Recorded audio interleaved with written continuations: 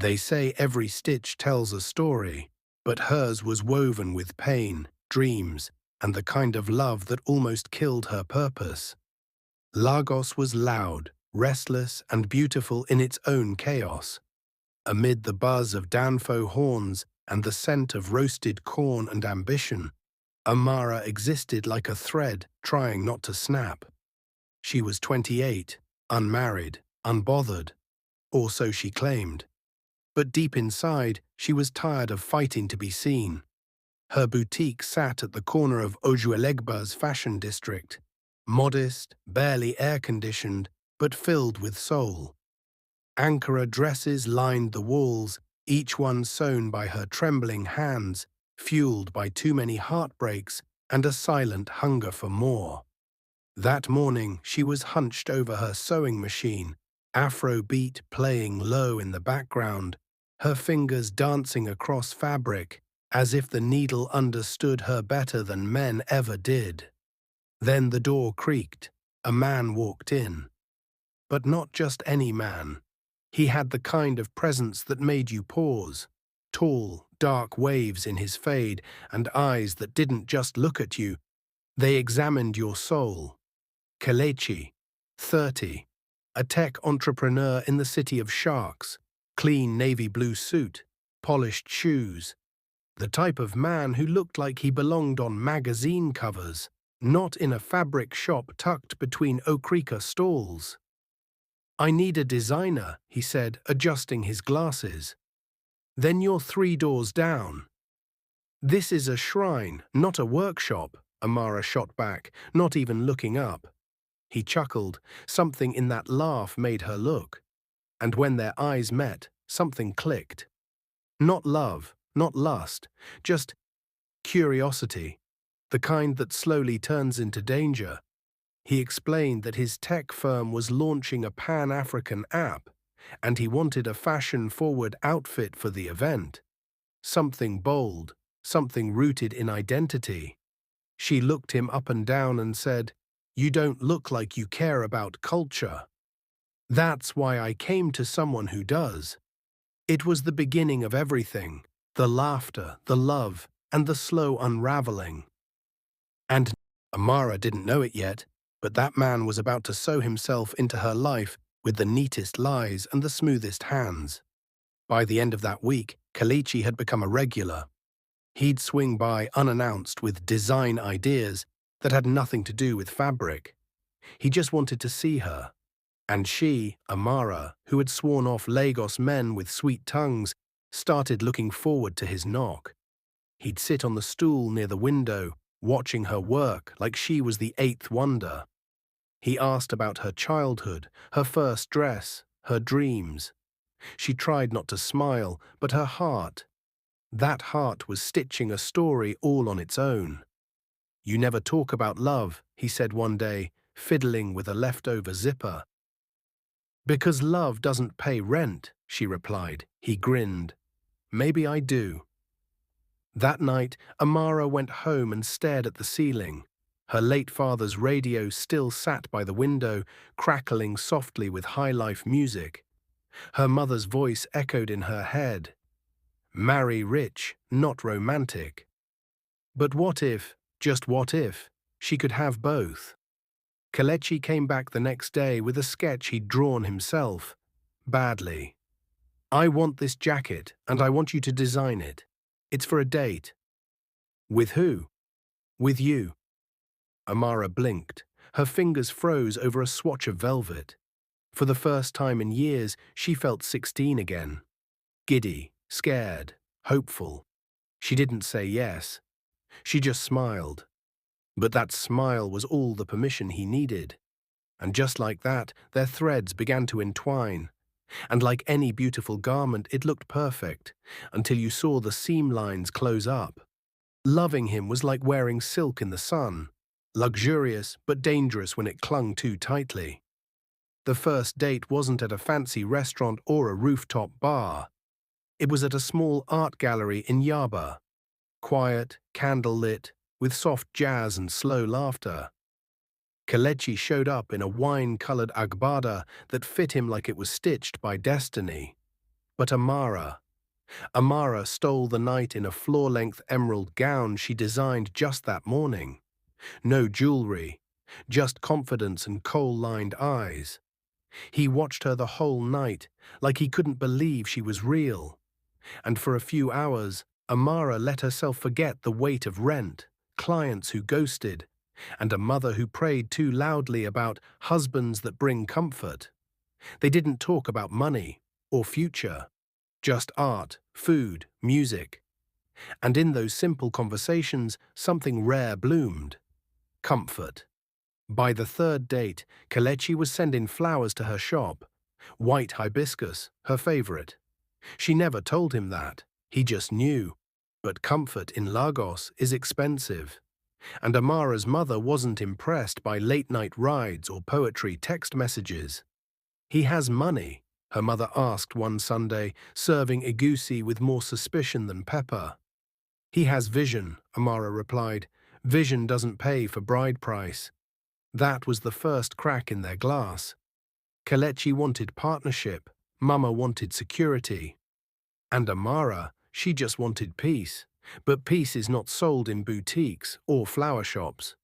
Every dress has a lining. Every man has a layer you don't see at first. Kelechi's lining? It was stitched in shadows. Things had shifted. Slightly at first, he'd cancel plans at the last minute, show up smelling like a different cologne. Amara noticed, but said nothing. Love, they say, is patience, but silence is not always peace. One evening, he came in with a bruised lip. Said he fell on a construction site. She dabbed it with cotton, but her eyes searched his soul. "Are you in trouble?" she asked softly. "Only the trouble of loving you too much," he replied with a tired smile. He was hiding something. She knew, but hearts don't always need logic to stay. They just need rhythm. And he had hers, completely. Meanwhile, Mama had plans of her own. She invited Pastor Cheek to the house, the same man she had hinted at months ago, a rich widower who owned 3 schools and had a son in Canada. "He will marry you next month if you agree," her mother said, eyes glittering with ambition. Amara stared at the wedding proposal photo. There were gold rings, but no spark, no story, no soul. Just wait. Later that week, she confronted Kelechi. "What do you do, really?" He hesitated, then laughed. "Does it matter?" It did, because love sown without truth will always come undone. Amara didn't cry the night she saw Kelechi step out of that black Lexus with another woman. She didn't scream when he kissed her cheek. She didn't ask questions. She simply watched, from across the street. Hidden behind the tinted window of a Danfo bus, her heart pounding louder than the conductor's voice. He had lied, not just about his scars, but about his soul. She went home, opened her sewing journal, and tore out every sketch she ever made inspired by him. Pages fluttered like birds fleeing a burning tree. That night, sleep didn't come, only memories. The way he stared into her eyes like they held constellations. The gentle touch when he zipped her first custom gown. The laughter under power outages. All lies, or just a man too broken to be whole with her. In the morning, she wore all black. Black palazzo pants, black crop top, black scarf, and went to church. Not to pray for him, but to pray for herself, for strength, for clarity, for the courage to walk away from a man she still loved. The pastor spoke about the danger of loving people who are not assigned to your destiny. It felt like a knife in silk. Amara clutched her chest and cried. Quietly, in row 6. She didn't tell Mama, not yet. She needed to mourn first, the dream, the hope, the almost. That week, she posted a video on Instagram wearing her newest design, a bold red and gold dress stitched with fire, captioned, "Not every heartbreak ends in tears. Some end in glow." The likes poured in. So did a message from the woman Kelechi kissed. "Hey, I think we need to talk." The message didn't come from a stranger. It came from a mirror. Another woman with the same heartbreak, the same ache, the same man. Her name was Zara, fierce, classy. She ran a beauty spa on the island. Her voice note came soft but steady. I didn't know about you, I swear. But now I do, and I think we both deserve the truth. They agreed to meet at a quiet cafe in Surulere. 2 women, 1 betrayal. Amara wore a crisp mustard blazer over jeans, lips painted wine red, eyes outlined in quiet fire. Zara came in stilettos, bold brows, and a soft silk dress. They shook hands, sat, and let silence carry the weight. He told me he was in oil and gas, Zara began. He told me he was a fashion investor, Amara replied. Lies, woven like thread. They ordered drinks, but not to sip. Just something to hold while their worlds crashed gently into each other. He has a house in Banana Island, Zara whispered. He told me he was still paying rent in Ikea, Amara muttered. The 2 women laughed, bitterly at first, then freely, because sometimes heartbreak sounds like comedy. By the end, they hugged, not out of friendship, but out of understanding. Sisterhood, born not of blood, but of betrayal. That evening, Amara didn't cry. She lit a white candle, took her measurements, drafted a new sketch, a dress for war, and then Kelechi called. Kelechi's voice came through the phone like a drizzle, gentle, soft, and dangerous. Amara, I can explain. She let the silence stretch, not out of confusion, but control. I met Zara. Her voice didn't crack, it cut. Look, she's just, don't lie again. She hung up, not with rage, with finality. The next day, Amara turned pain into a runway. She announced a new collection.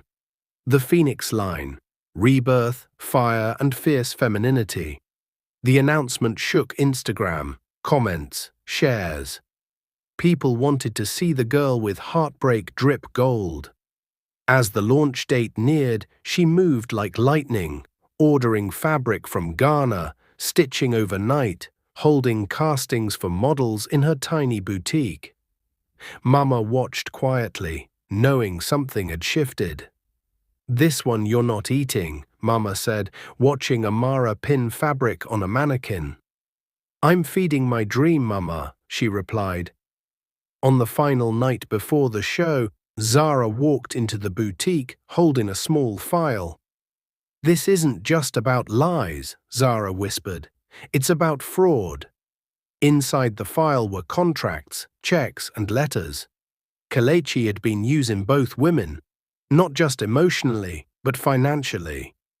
He invested their trust and collected profit.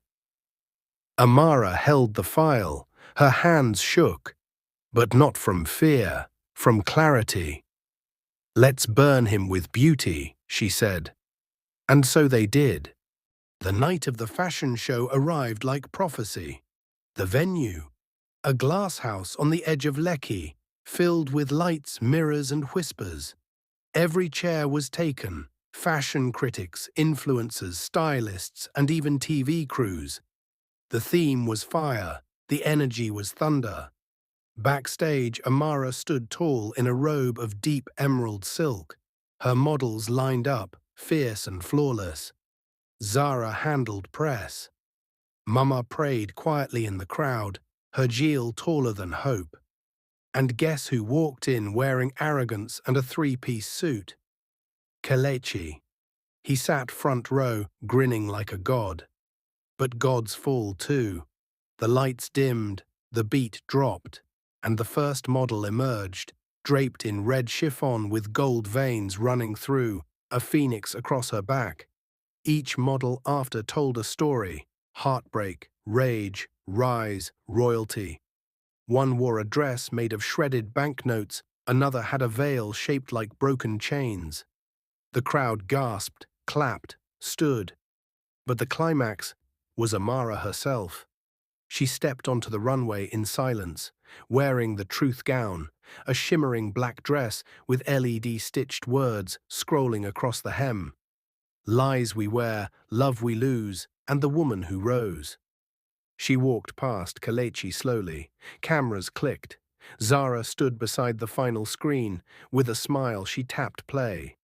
A video played above the runway. Kalechi's voice, dozens of voice notes, promises, lies, deceit. His face, shocked, frozen, finished. The crowd, dead silent. Then, cheers. Zara took the mic, calm, poised. To every woman who's been lied to, broken, stolen from, this show's for you. And to the man who thought we'd stay quiet. She paused, looked directly at him. You've been dressed for disgrace. Kalechi rushed out. Paparazzi followed like bees to honey. Amara, she blew him a kiss. Not out of love, out of freedom.